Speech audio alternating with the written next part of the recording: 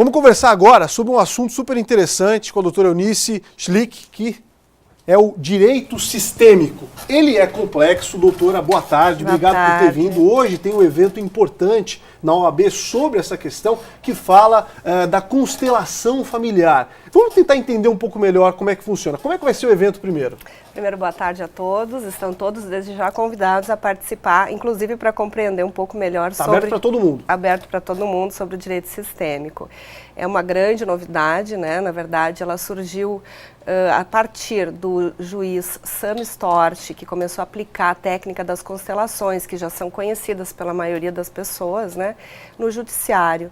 E antes das audiências de conciliação, ele começou a aplicar a técnica porque ele conheceu para uso próprio e resolveu usar isso. Porque o que ele observou? O que nós também observamos enquanto advogados, né? As pessoas, às vezes, elas reincidem muito nos processos, né? Elas retornam à justiça, elas esperam, às vezes, que o juiz dê uma sentença para resolver um problema, mas, de fato, o conflito continua, entendeu? Então, ele percebeu com isso que ele poderia utilizar essa técnica, que ela fala de Bert Hellinger, né? São 3 leis sistêmicas e ele percebeu que ele podia aplicar isso antes das audiências de conciliação para os processos dele, para os, né, digamos assim, as partes envolvidas.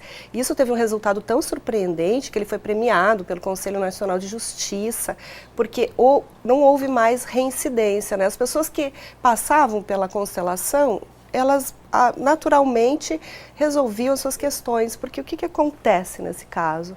As pessoas, elas percebem que elas podem dar conta das suas questões muito melhor que daqui a pouco o juiz sentenciar, porque ele não tem noção do que está envolvido naquele processo todo, né? Então, ele percebeu 90% dos processos que ele submeteu às partes da constelação não voltaram mais, né? E também tiveram um acordo na audiência de conciliação, porque, por exemplo, ele é juiz, né? Então o processo já existe. Então nós, advogados, entramos nesse movimento agora. Pois é, interessante, né, entrar nessa esfera do direito, porque até então só se tratava isso com médico, com psicanalista, se falava das relações de comportamento, né, enfim, esse comportamento que se passa muitas vezes de pai para filho e assim por diante, justamente por conta daquela história, quero me inserir nesse grupo, quero estar dentro do contexto, e situações que se replicavam muitas vezes ao longo das gerações da família, e agora o direito trabalhando isso também, né?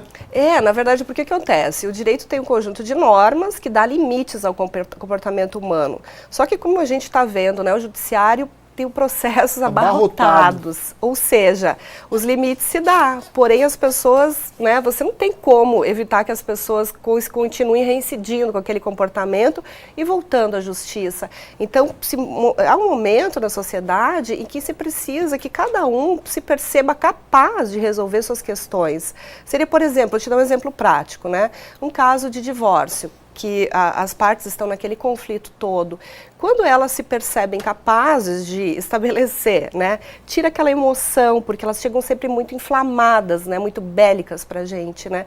Então, se a gente consegue fazer elas perceberem que, ok, nesse momento eles estão com raiva um do outro, mas já houve um momento que eles conceberam filhos e foi de felicidade, um momento de felicidade. Um momento de pura alegria, né. Então, com isso, já desarma um pouco, sabe? O que se quer, a partir disso, é justamente fazer essa observação, assim, né, convite aos meus pares como advogados a trabalharmos no sentido de entendermos um pouco melhor essa dinâmica, para então adotarmos uma postura sistêmica que seria a filosofia hellingeriana, que é o que Bert Hellinger traz para a gente, nos oferece, né, que foi o que o juiz começou a aplicar. A técnica das constelações não necessariamente precisa ser feita por nós advogados, né? Muito pelo contrário, o próprio atendimento, quando você já recebe o cliente, você já pode, só fazendo perguntas, né, sistêmicas, digamos assim, fazendo com que ele se sinta pertencente, né? Seria a lei do pertencimento. Poxa, você tem um pai e uma mãe, você não precisa que um juiz ou qualquer relação que seja, às vezes o que a pessoa quer, né, numa relação de trabalho, por exemplo, que é um pedido de desculpas.